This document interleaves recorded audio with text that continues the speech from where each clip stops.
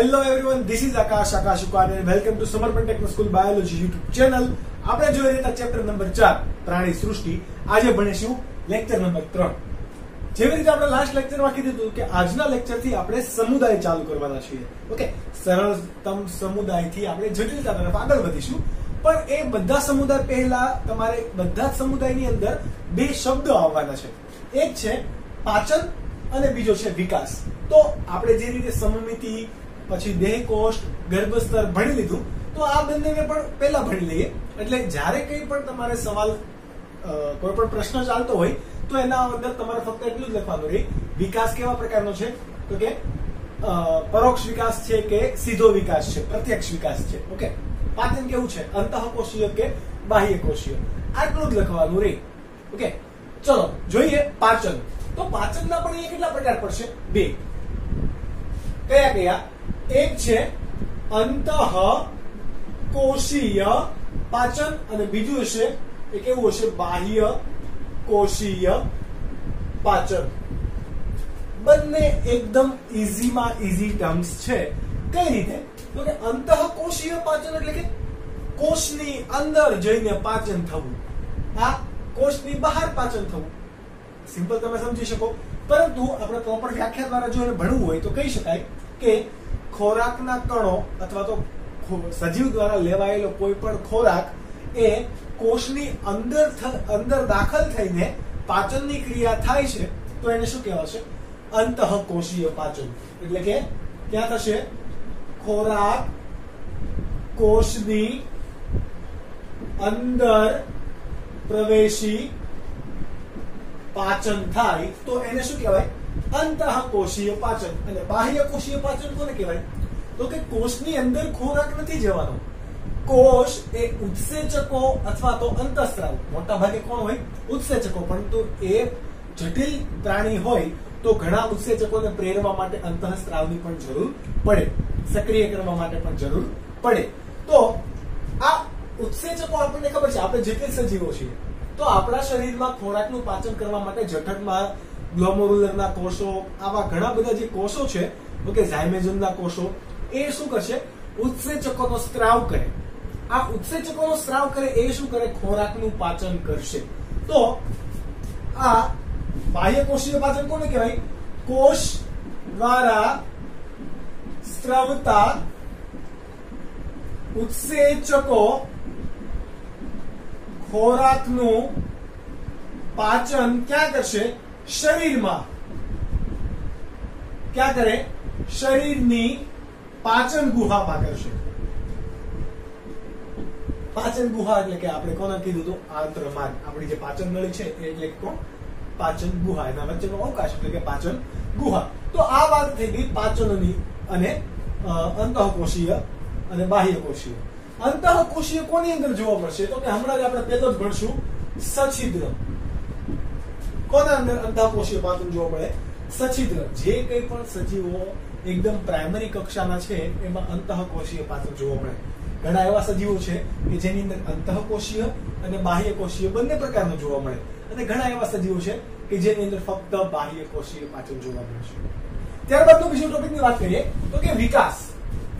વિકાસ શરીરનો થાય જ્યારે પણ કોઈ પણ સજીવ, સૌથી પહેલા આપણને ખબર છે શું હોય? ફલિતાંડ હોય કે ન હોય? આ ફલિતાંડ કઈ રીતે વિકસે છે એના આધારે વિકાસના બે પ્રકાર પડશે. કેટલા? બે. ફલિતાંડના નહીં, પણ કોના? વિકાસના બે પ્રકાર પડશે.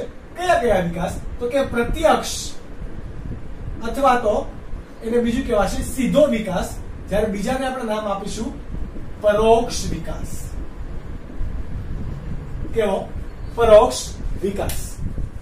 પહેલો ભણીએ પ્રત્યક્ષ વિકાસ. પ્રત્યક્ષ વિકાસ એટલે કે એવો, જેમ કે આપણો વિકાસ થાય છે તો આપણો વિકાસ કેવા પ્રકારનો છે? પ્રત્યક્ષ વિકાસ. કઈ રીતે? જ્યારે આપણે માતાના ગર્ભમાં હોઈએ છીએ તો સોનોગ્રાફી દ્વારા ફોટોઝ ને આ બધું તમે જોવો, ત્યારે પણ જ્યારે તમારી પ્રસૂતિ થાય છે, એટલે કે તમે માદાના ગર્ભાશયમાંથી તમે બહાર આવો છો, કોઈ પણ સજીવ બહાર આવે છે, તો ત્યારે જેવું દેખાય છે એવું એ કોના જેવું હોય? એના પિતૃને મળતું જ આવતું હોય. એટલે કે કંઈક અલગ દેડકા જેવું ન દેખાતું હોય, એ માણસ જેવું જ દેખાતું હોય, માણસ હોય તો. ઓકે, અથવા તો અન્ય કોઈ સજીવ છે તો એ પણ જેમ કે પક્ષી છે તો પક્ષી પણ પક્ષી જેવું જ દેખાતું હોય, એની અંદર પૂર્વજોના કોઈ સાપ જેવો એ ના દેખાતું હોય. ઓકે, તો એવા પ્રકારના વિકાસ કે જે પૂર્વ એટલે કે પિતૃ સાથે મળતા આવે છે એને કેવો કહેવાશે? પ્રત્યક્ષ વિકાસ. અને પરોક્ષ વિકાસ, જ્યારે બચ્ચાનો જન્મ થાય ત્યારે કંઈક અલગ દેખાતું હોય, પછી એ વિકાસની ઘણી બધી પ્રક્રિયા કે જેને શું કહેવાય? કાયાંતરણ. શું કહેવાય? કાયાંતરણમાં પ્રવેશી અને પુખ્ત સજીવ જેવો દેખાય, એને શું કહેવાય? પરોક્ષ વિકાસ. ઓકે, આપણે બંનેને સમજીએ લખીને. તો કે પ્રત્યક્ષ વિકાસમાં શું થશે? તો કે બાળ સજીવ પિતૃ જેવો દેખાતો હશે, પરંતુ પરોક્ષ વિકાસમાં એ બાળ સજીવ કેવો હશે? પિતૃ જેવો હોતો નથી. આ સિમ્પલ લેંગ્વેજમાં છે, તમે પ્રોપર લેંગ્વેજમાં તમારે લખવાનું છે. આ સમજવા માટે સિમ્પલ લેંગ્વેજ. પિતૃ જેવો હોતો નથી. કેવો હોય છે? કંઈક અલગ આકારનો હોય છે. જેમ કે દેડકો હોય તો દેડકાના તમે પાણીમાં પરા જોયા હશે. કેવા હોય? તો કે આવા હોય. આ કેવો છે? દેડકાનો ટેડપોલ. બરાબર, આ માછલી જેવો દેખાય. કેવો દેખાય? માછલી જેવો. ધીરે ધીરે આ આકાર પરિવર્તન કરશે, એટલે કે આ શરીર છે એની કાયા છે એનામાં શું કરે? પરિવર્તન કરે. તો એને શું કહેવાય? કાયાંતરણ. શું કહેવાય? કાયાંતરણ. અને ઇંગ્લિશમાં એને કહેવાશે મેટામોર્ફિઝમ. ઓકે, આ કાયાંતરણ કરીને પછી એ કેવો બને? તો કે દેડકા જેવો બને. અને હાથ આવે, ત્યારબાદ એને પગ આવશે. બરાબર, આવું. તો આ એક અલગ પ્રકારનું, જો આ કયા એંગલથી દેડકા જેવું લાગે? તો કે નહીં. તો આવા ઘણા બધા સજીવ છે કે જેના સજીવ એટલે કે એના બાળ કોષો અથવા તો એની જે આગલી સંતતિ છે એના ફલિતાંડમાંથી વિકાસ પામીને બનતો બાળ સજીવ એ પિતૃ જેવો દેખાતો નથી. તો એને શું કહેવાય? એના ડિમ્બ કહેવાશે. અને ઇંગ્લિશમાં એના માટે શબ્દ વપરાય લાર્વા. તમે ઘણી જગ્યાએ લાર્વા શબ્દ યુઝ કરેલો હશે, ઘણી જગ્યાએ ડિમ્બ હશે. એટલે ડિમ્બ એટલે કે લાર્વા કે જે કોઈ પુખ્ત સજીવનું બાળ સ્વરૂપ છે. ધીરે ધીરે ધીરે ધીરે ધીરે ધીરે ધીરે કરતો કરતો એમાં ચેન્જીસ આવશે અને પછી પુખ્ત પ્રાણી જેવું બનશે. જ્યારે આપણામાં અહીંયા એવું નથી. આપણામાં છીએ એવા ને એવા જ વર્તાઈએ છીએ. એટલે કેવું કીધું? સીધો વિકાસ. ઓકે, તમે આ વસ્તુનો સ્ક્રીનશોટ પડેલો છે, નોટ ડાઉન કરી શકો. ત્યારબાદનો પહેલો પ્રશ્ન છે કે લાક્ષણિકતાઓ જણાવો સમુદાય સછિદ્ર. તમે એના નામ ઉપરથી જોઈ શકો, સછિદ્ર એટલે કે એવા સજીવો કે જેમની સપાટી પર શું હશે? નાના નાના નાના નાના સૂક્ષ્મ છિદ્રો જોવા મળશે. નાના નાના સૂક્ષ્મ છિદ્રો એટલે કે કેવું? તમે સ્પોન્જ જોયું હોય, જેને આપણે ગુજરાતીમાં અથવા તો તળપદા શબ્દોમાં જેને ગાદીઓ કહીએ છીએ, સોફાના કાઉચમાં હોય, ઘણા બેડશીટની અંદર હોય, કે જે આપણે જેને સ્પોન્જ કહીએ છીએ. તો કે એમાં કેવા નાના નાના છિદ્રો હોય, એવા છિદ્રો યુક્ત કોઈક સજીવ છે કે જેની સપાટી પર આવા છિદ્રો જોવા મળે છે. એ બધાનો સમાવેશ શાની અંદર થશે? કોની અંદર? સમુદાય સછિદ્ર. તો ખાસિયત શું થશે એ સજીવોની? તમારે કોઈ પણ સવાલ આવશે આ સમુદાયને લગતા, જ્યાં સુધી પણ સમુદાય ચાલે, એટલે આ રીતે હંમેશા લખવું. મેં એટલા માટે અહીંયા પહેલા લખી દીધું છે કે તમારે કોઈ પણ સવાલ શરૂ કરતા પહેલા, લખતા પહેલા તમારે બાજુમાં ટેક્સ્ટ બુકની અંદર આવું લખી રાખવું કે જેનાથી તમે આખું ગોખણપટ્ટી ના કરવું પડે. તમને ખબર હોય કે દરેક સવાલમાં આવું લખવાનું છે. ઓકે, તો ઇઝીલી તમને યાદ રહી જશે અને તમારા માટે પણ બહુ ઇઝી બનશે. ખાસિયત, બધા પ્રાણીઓની આપણે ખાસિયત તો લખવાની છે. ચલો, સછિદ્રની ખાસિયત કઈ છે? તો કે સપાટી પર નાના છિદ્રો ધરાવતા બધા પ્રાણીનો સમાવેશ શેમાં થાય? સછિદ્રમાં. કેવા? કોના જેવું દેખાય? સ્પોન્જ જેવું. એટલે એના તમે ઉદાહરણ પણ જુઓ. સાયકોન, તમે ફોટોગ્રાફ્સ દ્વારા પણ જોતા જાઓ. સાયકોન છે પેલું. સાયકોન એ ક્યાં જોવા મળે? તો કે દરિયાઈ પાણીમાં જોવા મળશે. દરિયાઈ પાણીની વાદળી કહેવાય એને. બરાબર, સ્પોન્જ સછિદ્રમાં મોટા ભાગની બધી વાદળીઓ જ છે.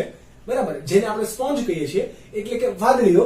તો સાયકોન છે પેલું, એ ક્યાં જોવા મળે છે? દરિયાઈ પાણીમાં.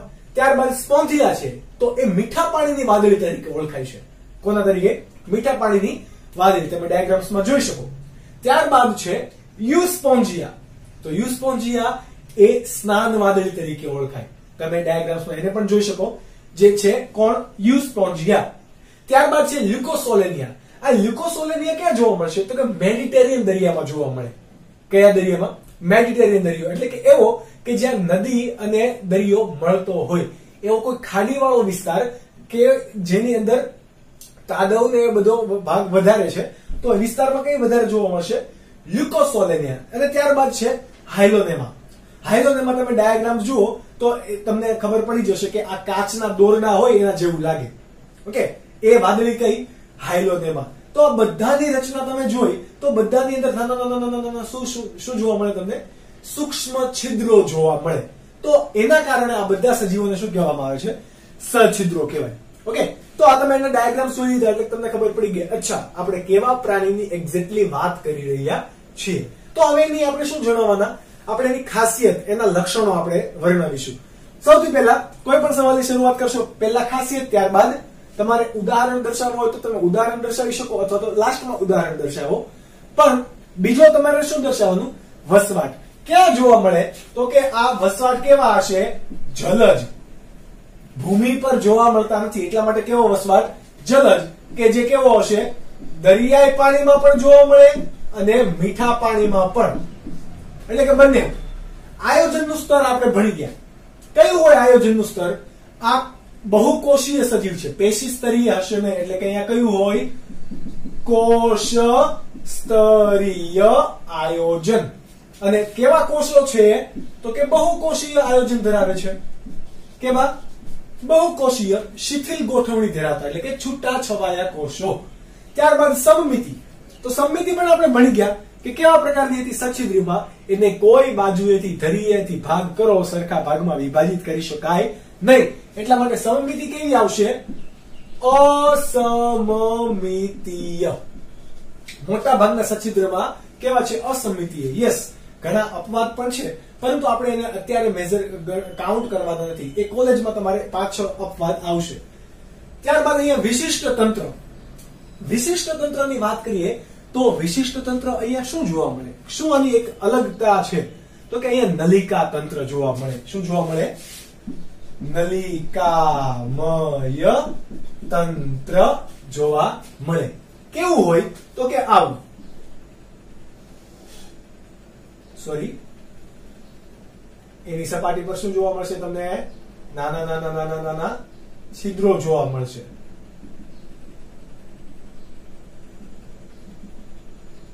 તમે આ સમજી શકો. રેડી? આ કોઈક એક વાદળી છે, વાદળીનો એક ભાગ છે, બરાબર? આવી ઘણી બધી આમ ઉપર નીચે બધે ઉગેલી હશે, જેવી રીતે કેમ એલોવેરા કુવાર પાઠું ઉગેલું હોય એવી રીતે. તો આપણે એમાંથી એક ભાગનો વાત કરીએ તો જુઓ, શરીર કેવું છે? નલિકામય તંત્ર ધરાવે છે. ત્યારબાદ શરીરના પોલાણની વાત કરીએ. કોની? શરીરના પોલાણની. ચલો, નલિકામય તંત્ર છે, શાને કારણે? તો કે આ નળી જેવું છે એટલા માટે એને કેવું કીધું? નલિકામય તંત્ર. ત્યારબાદ જુઓ, આ એની સપાટી પર કયા કોષો આવેલા છે? નાના નાના નાના છિદ્રો આવેલા છે. તો કે યસ, આ નાના નાના જે છિદ્રો છે એને શું કહેવાશે? સૂક્ષ્મ છિદ્રો, અથવા એને બીજું કહેવાય ઓસ્ટિયા. શું કહેવાશે? ઓસ્ટિયા ધરાવે છે. કોણ? શરીર પોલાણ ઓસ્ટિયા ધરાવે. ત્યારબાદ આ જે કોષો છે એ કોષો કયા પ્રકારના કોષો છે? તો કે કોલર કોષો છે. કેવા કોષો છે? કોલર કોષો. તમે એક સાઈડમાં જે ડાયાગ્રામ છે એની અંદર કલરફુલ ડાયાગ્રામની અંદર પણ તમે જોતા રહેશો. સૂક્ષ્મ છિદ્રો ત્યારબાદ થઈ ગયા તમારા કોલર કોષો. આ સૂક્ષ્મ છિદ્રો કઈ રીતે બનશે? તો કે આ કોલર કોષો છે, આ બે કોષો વચ્ચેનું છિદ્ર એને આપણે શું કીધું? ઓસ્ટિયા. આપણે કોલર કોષોની ખાસિયત શું હશે? તો કે એ કશા ધરાવતા હશે. શું ધરાવતા હોય? કશા ધરાવતા હોય. એ પણ યાદ રાખવાનું. ઓકે, હવે આ કશાનું કામ શું હશે? તો કે પાણીના પ્રવાહને અંદરની તરફ લાવવું. આ અંદરની દિવાલ હોય તો પાણીને કઈ તરફ લાવવી? અંદરની દિવાલ લાવવી. એ કોનું હોય? કશાનું કામ હોય. ઓકે, આ વાત થઈ ગઈ એની નલી, એટલે કે એનું સૌથી બહારનું લેયર. વચ્ચેની તમે જુઓ, આ લેયરની સિવાય વચ્ચે એક અવકાશ છે. આ વચ્ચે અવકાશ છે એને શું કહેવાશે? છિદ્રિષ્ઠ ગુહા. શું કહેવાશે? છિદ્રિષ્ઠ ગુહા. આ ખાસ યાદ રાખજો. ઓકે, છિદ્રિષ્ઠ ગુહા. અને સૌથી ઉપરનું એક જે છિદ્ર છે એને શું કહેવાશે? ઓસ્ક્યુલમ. અને ગુજરાતીમાં એને કહેવાશે આસ્યક. એટલે કે શરીર પોલાણની આપણે આખી વાત કરીએ તો આને શું કહેવાશે? આસ્યક. આસ્યક. ઇંગ્લિશમાં એને કહેવાશે ઓસ્ક્યુલમ. ઓકે, આ પોલાણની તમારે રચના યાદ રાખવાની છે. સૌથી બહારની તરફ આવરણ જે છે એ કોલર કોષોનું બનેલું છે કે જેની વચ્ચેની જગ્યા સૂક્ષ્મ છિદ્રો એટલે કે ઓસ્ટિયા તરીકે ઓળખાય છે. આ કોલર કોષો કશા ધરાવે છે કે જે પાણીના પ્રવાહનું નિયમન કરશે. ત્યારબાદ એ શરીરની અંદર ખુલે છે તો વચ્ચે એક પોલાણયુક્ત ગુહા છે જેને શું કહેવાય? છિદ્રિષ્ઠ ગુહા. શા માટે? કારણ કે એની સપાટી છિદ્રોથી ઘેરાયેલી છે.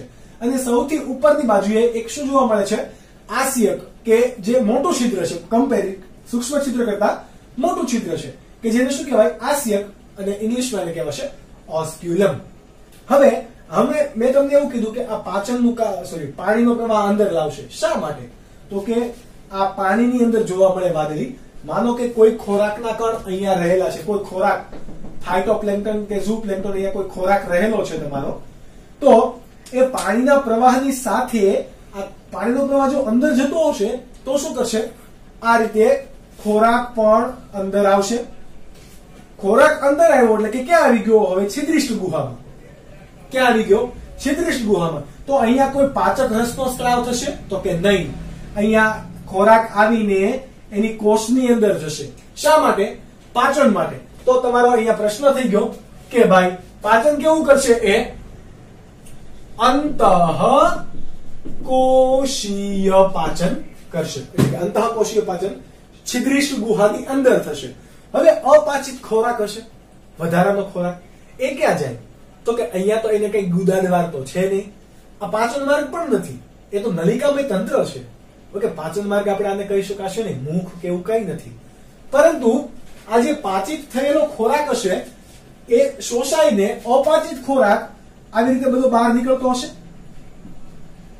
આ રીતે, કારણ કે બહારથી પ્રવાહ આવતો તો અંદર પાચન થયું અને બધું જ અપાચિત ખોરાક ક્યાંથી બહાર નીકળશે? આસ્યકમાંથી. જો ઉપરના છિદ્રમાંથી. ક્યાંથી? ઉપરના છિદ્રમાંથી, આસ્યકમાંથી બહાર નીકળે છે. તો ઉત્સર્જન કોના દ્વારા થયું? આસ્યક દ્વારા. બરાબર. એટલે કે આસ્યક વડે, કોના વડે? આસ્યક વડે પાણીના પ્રવાહ દ્વારા. અહીંયા કોઈ મૂત્રપિંડ જેવી વ્યવસ્થા છે નહીં, ખાલી આસ્યક છે. અને પાણીનો પ્રવાહ એટલો આવશે કે એના દ્વારા પ્રેશરથી એ બહાર ખોરાકના અપાચિત ઘટકો નીકળી જશે. આ વાત થઈ ગઈ એની ઉત્સર્જન તંત્રની. તમને એમ થતું હશે કે સર આ એકદમ સ્પોન્જ જેવું છે, એકદમ આમ રડતું હશે, બરાબર? તો વિખાઈ ના જાય? આપણે તો હાડકા છીએ એટલે કેવા મસ્ત છીએ, એકદમ આપણી પોઝિશન કઈક છે, ફિક્સ છે. આ તો વિખાઈ નહીં જાય? તો કે નહીં, એને પણ કંકાલ તંત્ર આવેલું હોય. જેવી રીતે આપણું કંકાલ તંત્ર છે એટલે કે હાડકા, કાસ્થિ, બરાબર, અસ્થિ, કાસ્થિ, તો એને પણ કંકાલ તંત્ર આવેલું છે. પરંતુ એ હાડકા હશે નહીં. એટલે કે અંતઃકંકાલ શાનું બનેલું હશે? ચૂનાનું. એટલે કે કોણ? Calcium carbonate. તમે ચૂનો લખો તો કેલ્શિયમ કાર્બોનેટ તમે લખી શકો. ચૂનો છે. ત્યારબાદ સ્પોન્જ જેવા, સ્પોન્જના રેસા અને દ્રઢા. દ્રઢા નહીં, કેવા? દ્રઢાનું બનેલું શું આવેલું હોય? અંતઃકંકાલ આવેલું હોય. હવે તમને સાહેબ સર આ દ્રઢા શું છે? તો કે દ્રઢા એટલે આવી કઈક રચના હોય, બરાબર, કે જેના દ્વારા શું થશે? એકબીજા રેસા મજબૂત રીતે જકડાઈ રહેશે. આવા આવી શું હશે? વિવિધ આકારની દ્રઢાઓ હશે, બરાબર. એના ઘણા બધા આકાર હોય, પરંતુ એ આકાર વિશે આપણે અત્યારે ભણવાની જરૂર છે નહીં. તો એ દ્રઢા હશે અને દ્રઢાની ફરતે સ્પોન્જના બનેલા રેસા, આવા રેસા હશે કે જે શું રચશે? કંકાલ તંત્ર રચશે, બરાબર. અને આ એનો આધાર હશે. જો બેઝિક અહીંયા બેઝ જે હશે ને, આ બેઝ એ શાનો બનેલો હશે? કેલ્શિયમ કાર્બોનેટનો. એની ઉપર આ એક નલિકામય તંત્ર જોવા મળશે. પરંતુ મુખ્ય સજીવ આ પણ છે, આ એનો ફક્ત નલિકામય તંત્રનો ભાગ છે. ત્યારબાદ વાત કરીએ આપણે પ્રજનનની. તો પ્રજનન એ કઈ કઈ રીતે કરશે? બે રીતે કરશે, લિંગી અને અલિંગી બંને. કેવા કેવા? અલિંગી અને લિંગી બંને કરશે. કઈ કઈ રીતે કરશે બંને આપણે સમજી લઈએ. તમને અવખંડન ખબર છે અને કલિકા સર્જન ખબર છે. આપણે ભણી ગયા અવખંડન અને કલિકા સર્જન વિશે. અવખંડન એટલે કે આપણે જો આ વાદળીને તોડી નાખીએ, આના થોડાક કણ અહીંયા વિખાઈ ગયેલા પડે તો ત્યાં પણ વાદળી સર્જે છે. એ પ્રક્રિયાને શું કહેવાય? અવખંડન. એટલે કે કઈ રીતે? એક અવખંડન જોવા મળશે અને બીજું જોવા મળશે કલિકા સર્જન. પરંતુ આપણે વાત કરી હતી કે કલિકા આવી રીતે બહાર નીકળે, બરાબર? તો અહીંયા આવું કઈ થશે નહીં. કેવી કલિકા સર્જન થશે? અંતઃ કલિકા સર્જન. હું તમને ડાયાગ્રામ દોરીને હું વધારે સમજાવું તો આ તમે નોટ ડાઉન કરી લેજો. પરંતુ આ કોઈ તમારી વાદળી છે, બરાબર? તો સામાન્ય રીતે કલિકા સર્જન હંમેશા કેવું થાય? બહારથી થાય. પરંતુ અન્ય સજીવમાં, વાદળીમાં અથવા તો સછિદ્ર સમુદાયમાં આવું થશે નહીં. એમાં સ્પોન્જ જેવું અંદરથી કઈક આવું કલિકા નીકળે છે, બરાબર? કલિકા જુઓ કઈ બાજુથી નીકળી?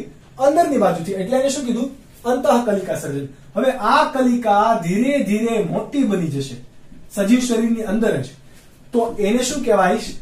જેમ્યુલ્સ. અને અમેરિકન ઇંગ્લિશ પ્રમાણે એને વંચાશે ગેમ્યુલ્સ. લખાય જેમ્યુલ્સ. ઘણી જગ્યાએ તમે ઇંગ્લિશમાં એના વિડીયોઝ જોતા હશો તો એને ગેમ્યુલ્સ તરીકે પણ ઉલ્લેખવામાં આવે. તો એ જેમ્યુલ્સ છે. ધીરે ધીરે એની વૃદ્ધિ થશે અને પિતૃનો નાશ કરી નાખશે, બરાબર? માનો કે આ જેમ્યુલ્સ હવે કદમાં આવડું મોટું થઈ ગયું છે, હજુ એ વિકાસ કરશે એટલે આ પિતૃ જે સજીવ છે એ નાશ પામી જશે, એને મારી નાખશે, એનો દૂર કરી નાખશે, તોડી નાખે અને આ પોતે એક નવા સજીવ તરીકે વર્તે. તો આ પ્રકારે પ્રજનન કરશે અલિંગી પ્રજનન. તો એ કયું? અંતઃ કલિકા સર્જન, કે જે બીજું શું કહેવાય? ગેમ્યુલ્સ. ગેમ્યુલ્સ દ્વારા પણ કરે. લિંગી પ્રજનન તો આપણે અહીંયા વાદળીની અંદર ક્યાંય પણ નર વાદળી છે કે માદા વાદળી આવું કહી શકીશું નહીં. કેમ? તો કે અહીંયા લિંગ ભેદ જોવા મળતો નથી. લિંગ કેવી હશે? આ સજીવો બધા કેવા હોય? ઉભયલિંગી હશે. કેવા હશે? ઉભયલિંગી. એટલા માટે અહીંયા ક્યારેય પણ લિંગ ભેદ જોવા મળતો નથી. ચલો, લિંગ ભેદ નથી જોવા મળતો એટલે કે નર અને માદા અલગ અલગ નથી. તો તમને એમ થાય કે સર નર અને માદા અલગ અલગ નથી તો પ્રજનન કરશે કઈ રીતે? બરાબર. ફરીથી આપણે વાદળી દોરીએ.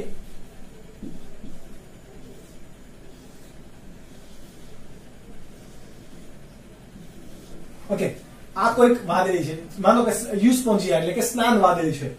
આ સ્નાન વાદળી છે, સમજો કે આ છે. તો હવે આના પાસે શુક્રપિંડ કે અંડપિંડ પણ નથી. એટલે કે જનન પિંડો પણ કેવા છે? ગેરહાજર. છતાં પણ એ પોતાના પ્રશુક્રકોષો અને પ્રઅંડકોષો એટલે કે પોતાના જ દ્વારા પ્રોડ્યુસ કરશે, પોતાના દ્વારા જ નિર્માણ કરે અને એ બંને પોતે જ ભેગા થઈ અને શું બનાવે? ફલિતાંડ બનાવશે. શું બનાવે? ફલિતાંડ. આ રીતે લિંગી પ્રજનન કરશે. એટલે કે આ લિંગી પ્રજનનની અંદર નર અને માદા જન્યુ જવાબદાર છે, પરંતુ એ માટે જનન પિંડો જવાબદાર નથી. અલગ અલગ સજીવો પણ જવાબદાર નથી. સમજ પડી? એક જ સજીવ કરશે. અને આને આપણે અલિંગી પ્રજનન શા માટે નહીં કરીએ? કારણ કે અહીંયા જન્યુઓ ભાગ લે છે, ત્યાં જન્યુઓ ક્યાંય ભાગ લેતા નથી. અહીંયા જન્યુઓ ભાગ લેતા હોવાથી આપણે એને શું કહીશું? લિંગી પ્રજનન કહેવાશે. ઓકે, તો કઈ રીતે કરશે? જનન પિંડો ની ગેરહાજરી હોવા છતાં સજીવના નર અને માદા જન્યુના જોડાણથી શું કરે? લિંગી પ્રજનન કરે. ચલો, લિંગી પ્રજનન કરીને કઈક સજીવ બન્યો, એ વાદળી જેવો જ દેખાતો હશે? તો કે નહીં. વાદળી જેવો દેખાતો હોય તો વિકાસ એનો કેવો થશે? એટલે કે અહીંયા આપણે એક લખી દઈએ, વિકાસ એનો કેવો થતો હશે? વાદળી જેવો દેખાતો હોય તો સીધો વિકાસ અથવા તો પ્રત્યક્ષ વિકાસ, પરંતુ અહીંયા એવો જોવા મળતો નથી. એટલા માટે અહીંયા શું જોવા મળે છે? પરોક્ષ વિકાસ જોવા મળે, કે જેમાં શું જોવા મળે? ડિમ્બ જોવા મળશે. શું જોવા મળશે? ડિમ્બ. આ વસ્તુ તમારે યાદ રાખવાની છે. કાઇન્ડ ઓફ તમારા માટે અઘરું છે, પરંતુ આને તમે આ રીતે યાદ રાખશો એટલે કઈ અઘરું નથી. તમારે એટલું જ યાદ રાખવાનું. અચ્છા, પ્રજનન કઈ રીતે થાય? લિંગી રીતે. લિંગીમાં કઈ રીતે? એમાં જનનપિંડ હોય તો કે ના હોય? તો એના શુક્રકોષ અને અંડકોષ ભેગા થશે અને ફલિતાંડ બનાવશે. ચલો, ફલિતાંડ બનાવી દીધું. વાદળી જેવું બનશે તો કે નહીં, અલગ. કેમ અલગ? તો કે એમાં ડિમ્બ જોવા મળ્યું. વિકાસ કેવો? પરોક્ષ. આ રીતે તમારે યાદ રાખશો એટલે ઇઝીલી આ તમને આવડી જશે. આઈ હોપ કે તમે અન્ડરસ્ટેન્ડ થઈ ગયા હોય અને હવે તમે સ્ક્રીનશોટ જે તમારા સ્ક્રીન પર છે એને નોટ ડાઉન કરી શકો. તમારે આ લખવું આવશ્યક છે અને જે રીતે મેં બોર્ડ પર લખ્યું એ રીતે તમે વધારે સારી રીતે યાદ રાખી શકશો એ માટે.